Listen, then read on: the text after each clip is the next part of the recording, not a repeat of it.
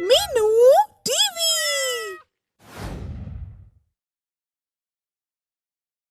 सुधीर के घर से जोर जोर से चीखने की आवाजें आ रही थी।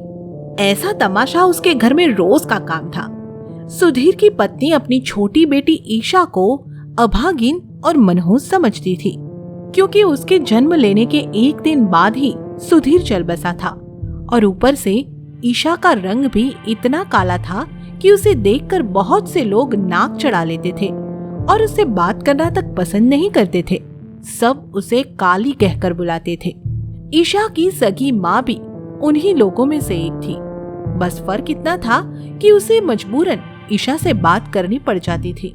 पर वो बात भी क्या करती थी, बस गालियां और ताने देकर मासूम लड़की पर जुल्म ही ढाती रहती थी। जैसी काली बदसूरत शकल है तेरी, वैसी ही काली किस्मत है तेरी। मनहूस पैदा होते ही पिता को खा गई और खेत क्यार सब बिक गया। तू मर क्यों नहीं जाती? न जाने भगवान तुझसे कब छुटकारा दिलाएगा। अम्मा, थोड़ा सा दूध ही तो गिर गया है, भला इसमें भी इतना भला बुरा कहने की क्या जरूरत है? अगर यही दूध तुम्हारी इस गोरी चिट्टी बेटी अलीशा से गिर जाता तो क्या तुम इतनी भड़कती? मेरा नाम बीच में मत लिया करो, वरना बहुत मारूंगी। इस काली कलुटी के मुंह मत लग बेटी, नहीं तो सारा दिन खराब हो जाएगा। अब अपने बस्ते उठाओ और स्कूल जाओ। इससे तो मैं स्कूल से आने के बाद लिपट लूंगी। माँ के समझाने पर अलीशा चुप हो जाती है और फिर दोनों बहनें अपने बस्ते उठाकर स्कूल के लिए निकल जाती है। अलीशा आगे आगे और ईशा उसके काफी पीछे पीछे चले जा रही है। रास्ते में स्कूल जाने के लिए कई लड़कियां और भी मिलती हैं, मगर वे सब अलीशा से ही बात करती है। ईशा की तरफ देखती तक नहीं। ईशा को यह सब देखकर दुख तो बहुत होता है, पर यह तो रोज का ही काम है, इसलिए ईशा को यह सब सहने की आदत पड़ गई है। उधर स्कूल में भी ईशा के साथ उसके बेंच पर कोई लड़की नहीं बैठती। सभी उसे मनहूस समझकर उससे दूर रहना ही पसंद करती है, मगर मास्टर राम मोहन को यह बात बहुत खलती है। लड़कियों, क्या मैं पूछ सकता हूँ कि तुम सब इस मासूम ईशा से इतनी नफरत क्यों करती हो? क्योंकि यह काली कलुटी भूतनी मनहूस है। इसकी तो खुद की माँ इसे मनहूस समझकर बात करना तक पसंद नहीं करती, तो भला हम क्यों बात करें? एक सगी माँ और पढ़ने लिखने वाली लड़कियों की ऐसी घटिया मानसिकता देखकर मास्टर जी को बहुत दुख होता है और वह लड़कियों को समझाते हैं। देखो, किसी का रंग काला हो जाने से कोई मनहूस नहीं हो जाता है। ईशा भी तुम्हारी ही तरह एक मासूम लड़की है, इसलिए तुम सब ईशा के साथ ऐसा व्यवहार मत किया करो कि उसे दुख हो। मगर मास्टर जी के समझाने पर भी कुछ नहीं बदलता है और बेचारी ईशा इसी तरह घर और बाहर लोगों की नफरत और जुल्म का शिकार बनती रहती है। इस तरह कई साल बीत जाते हैं और फिर एक दिन ईशा के घर शहर से उसके अमीर चाचा का लड़का मोहित आता है। ईशा मोहित को देखकर बहुत खुश होती है और सोचती है कि शायद मोहित के आने से उसके जीवन में कुछ बदलाव आएगा, मगर कुछ नहीं बदलता, बल्कि उस पर और अधिक जुल्म होने लगते हैं। भैया, लो दूध पी लो। काली कलूटी मनहूस, मैं तेरे हाथ का दूध नहीं पीऊंगा। मैं जब तक यहाँ हूँ तू मुझसे बात भी मत किया कर। मेरे सब काम अलीशा करेगी, समझी? मोहित के ये शब्द सुनकर ईशा को बहुत बुरा लगता है और वह दूध का गिलास जमीन पर पटक कर रोते हुए कहती है, काली कलुटी मनहूस मनहूस, सब पागल हो गए हैं। अगर मैं मनहूस हूँ तो मुझे मार क्यों नहीं देते? हम क्यों मारे तुझे, काली कलुटी मनहूस भूतनी? मरना है तो खुद ही कहीं जाके मर जा। तभी वहां उसकी माँ आ जाती है और वह भी ईशा पर गुस्सा दिखाते हुए कहती है, काली बेटी, तूने तो मेरी कोख ही लजा दी। तो जैसी बदसूरत अभागिन बेटी की माँ कहलाते हुए भी मुझे शर्म आती है। तुझे जन्म देने से अच्छा तो यह होता कि मैं खुद ही मर जाती। अपनी माँ के ये शब्द सुनकर ईशा को बहुत बुरा लगता है और वह रोते हुए घर से बाहर निकल जाती है। उसी समय तेज हवाएं चलने लगती है और आसमान से तेज बारिश होने लगती है। ईशा बारिश में भीगते हुए रेल की पटरी पर पहुंच जाती है और फिर पटरी के बीचों बीच चलने लगती है। उस समय सामने से एक ट्रेन आती दिखाई देती है, मगर ईशा उसे देखकर भी पटरी से नहीं हटती, वह चलती ही जाती है। मगर जैसे ही ट्रेन निकट आती है, कोई तुरंत आकर ईशा को ट्रेन की चपेट में आने से बचा लेता है। यह कोई और नहीं बल्कि स्कूल मास्टर राम मोहन ही होता है। आपने मुझे क्यों बचाया मास्टर जी? मुझे मर ही जाने देते तो अच्छा था। मैं इस दुनिया के लिए मनहूस हूँ और अपनी माँ के कोख के लिए कलंक भी। ऐसा मत बोल बेटी, भगवान सब ठीक करेगा। हिम्मत और सब्र से जीना सीख। भगवान की कृपा से तेरा बुरा समय भी जल्दी ही अच्छे समय में बदल जाएगा और फिर तुझे मनहूस समझकर तुझसे नफरत करने वाले भी तुझसे प्यार करने लगेंगे। वो दिन कब आएगा मास्टर जी? और ना जाने आएगा भी या नहीं। उस दिन के बाद ईशा हिम्मत और सब्र से जीने की ठान लेती है और इस तरह कुछ महीने ठीक ठाक बीत जाते हैं। फिर एक दिन ईशा की माँ और बहन अलीशा मोहित की कार में बैठकर कहीं सैर सपाटे पर जाने की तैयारी करते हैं। तो माँ ईशा को समझाते हुए कहती है, काली, हम मोहित के साथ घूमने जा रहे हैं और 2 दिन बाद घर लौटेंगे। हमारे पीछे से घर का ठीक से ख्याल रखना, कोई नुकसान ना हो जाए। ठीक है, अब सब जाओ, मैं घर का अच्छे से ध्यान रखूंगी। माँ और बहन दोनों खूब सज संवर कर घर से बाहर सैर सपाटे पर जा रहे थे। सब खुशी से फूले नहीं समा रहे थे, मगर ईशा मन ही मन बहुत दुखी थी। उसका मन तो चाह रहा था कि माँ से कहे कि उसे भी अपने साथ ले चले, पर बेचारी कहती कैसे? सब तो उसे मनहूस और अभागिन समझते हैं। यह सोचकर वह खामोश रह जाती है और वे सब चले जाते हैं। उनके जाने के बाद ईशा अपने स्वर्गवासी पिता के फोटो को देखकर खूब रोती है। बापू, बापू, क्या मैं मनहूस हूँ? क्या मैं अभागिन हूँ? क्या आपकी जान मैंने ली है? मैं काली हूँ, इसलिए सब मुझसे नफरत करते हैं और मनहूस समझते हैं।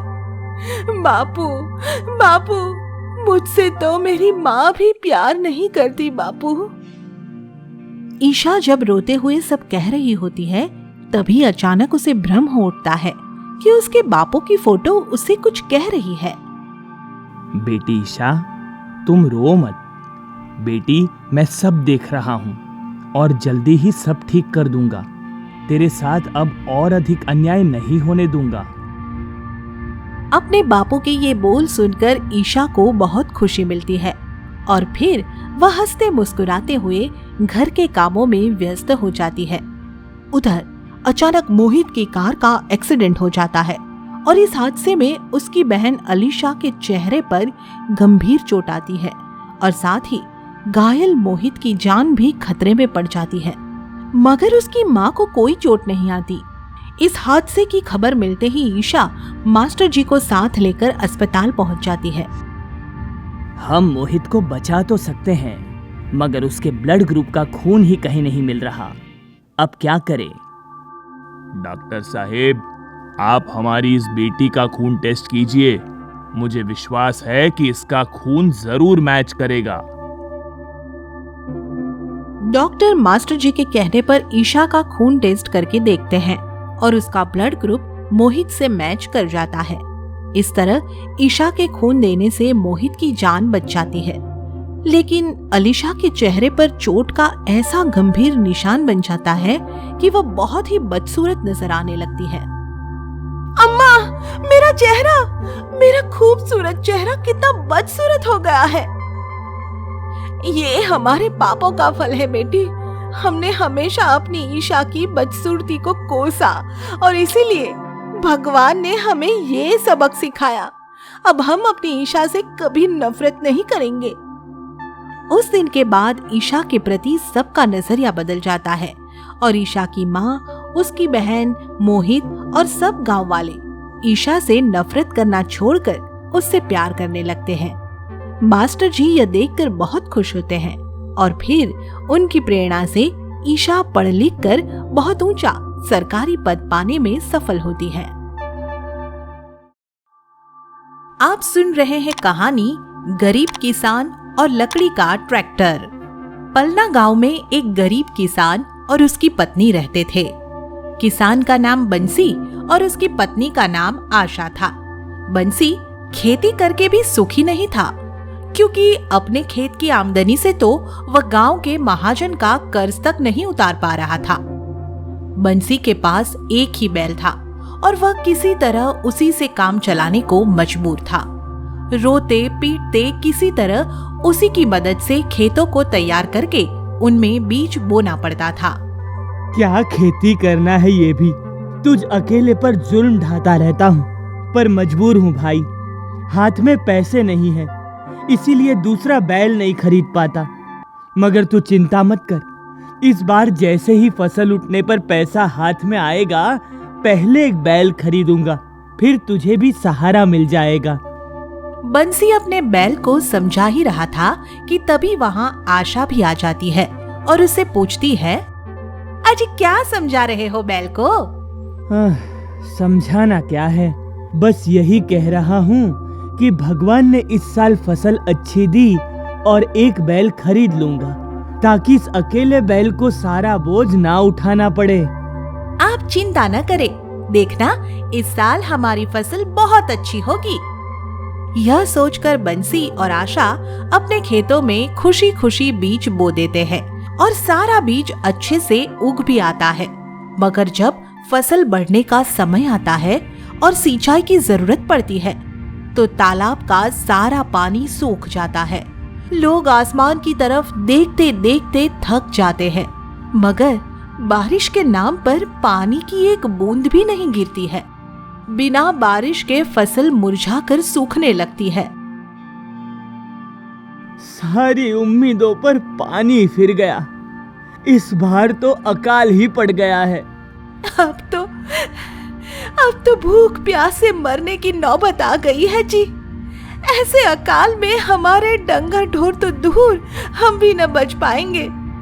भगवान हम गरीब किसानों की इतनी कठोर परीक्षा जाने क्यों लेता है आशा? ये तो भगवान ही जाने जी। शायद हम गरीबों को सताने में उसे खुशी मिलती होगी।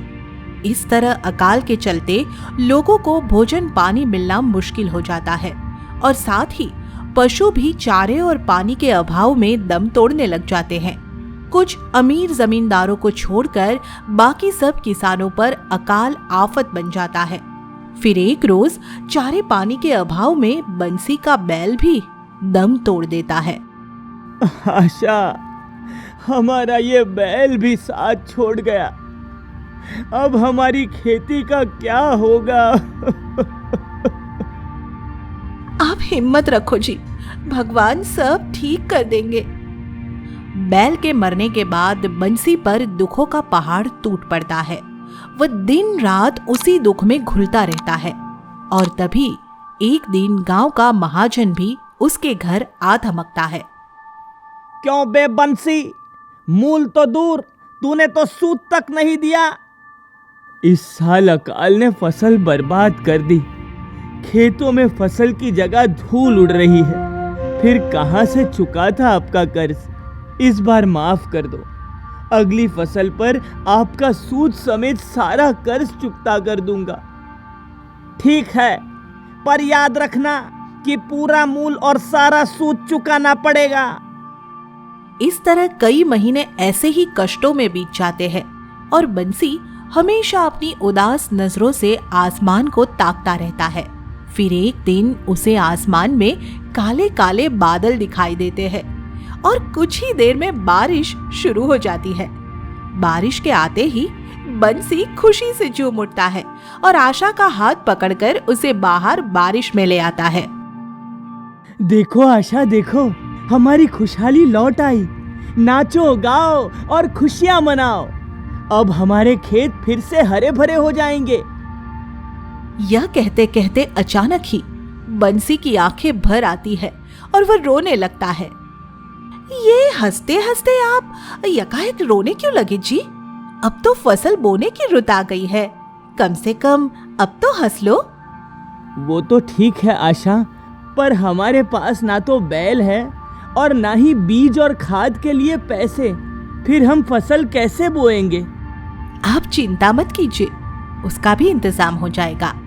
यह कहकर आशा उस बारिश में नहाती हुई घर के अंदर जाती है और फिर सोने के एक जोड़ा कंगन लेकर बाहर आती है। ये हमारे खानदानी कंगन है जी, और खास सोने के बने हैं। आप इन्हें बेचकर फसल बोने का इंतजाम कर लो। बंसी अगले ही दिन आशा के सोने के कंगन लेकर शहर चला जाता है और फिर शाम को लकड़ी के बने एक अनोखे ट्रैक्टर पर सवार होकर घर लौटता है। आशा लकड़ी के बने इस अनोखे ट्रैक्टर को देखकर आश्चर्य में पड़ जाती है। ये तो सच में कोई जादुई चीज ले आए हो जी, ट्रैक्टर, और वो भी लकड़ी का। कमाल कर दिया बनाने वाले ने। बड़ी मुश्किल से हाथ लगा है। बनाने वाले ने कहा है कि इसकी कृपा से हमारा खेत सोना उगलने लगेगा, सोना। गांव भर के लिए लकड़ी का यह ट्रैक्टर किसी जादुई खिलौने से कम न था। बंसी जिधर भी इसे लेकर जाता, इसे देखने के लिए इसके आसपास लोगों की भीड़ लग जाती। अरे देखो देखो, बंसी का लकड़ी का ट्रैक्टर। अरे वाह वाह, ये तो सच में ही अजूबा है। इसके आगे किसी और ट्रैक्टर की तो कोई औकात ही नहीं लगती। बंसी के लकड़ी से बने इस अद्भुत ट्रैक्टर को देखकर लोग जितना हैरान होते हैं, उससे कहीं ज्यादा हैरान इसकी ताकत और कारनामों को देखकर होते हैं। यह बड़ी से बड़ी भारी ट्रॉली को आसानी से खींच लेता है और खेती के सब काम भी आसानी से कर लेता है। सबसे बड़ी बात तो यह कि कार की तरह दौड़ता है और गहरे से गहरे कीचड़ में भी, और ट्रैक्टर की तरफ फंसकर खड़ा नहीं होता है। इसी कारण गांव भर में बंसी का अच्छा खासा रौब बन जाता है। बंसी और आशा इसी ट्रैक्टर की मदद से अपने खेतों में समय पर धान की रोपाई कर देते हैं और देखते ही देखते खेत धान की फसल से लहलहाने लगते हैं। देखा हमारे देसी ट्रैक्टर का कमाल है ना, इस साल लहलहाती हुई शानदार फसल। आप तो आप है जी, आपकी बराबरी तो कोई ही नहीं कर सकता। आपने तो कमाल का जुगाड़ किया जी। फिर उसी साल से सचमुच ही बंसी के खेत सोना उगलने लगते हैं और वह महाजन का सूद समेत सारा कर्ज चुकता कर देता है और साथ ही आशा के लिए सोने के सुंदर कंगन भी बनवा देता है। आशा अपने कंगन वापस पाकर बहुत खुश होती है। आज बंसी अपने गांव का सबसे धनी किसान बन गया है और उसके पास कई ट्रैक्टर है, मगर वह सबसे ज्यादा प्यार अपने उस लकड़ी के ट्रैक्टर से ही करता है। आगे की मजेदार स्टोरी के लिए चैनल को सब्सक्राइब करें और बेल आइकन प्रेस करना ना भूलें।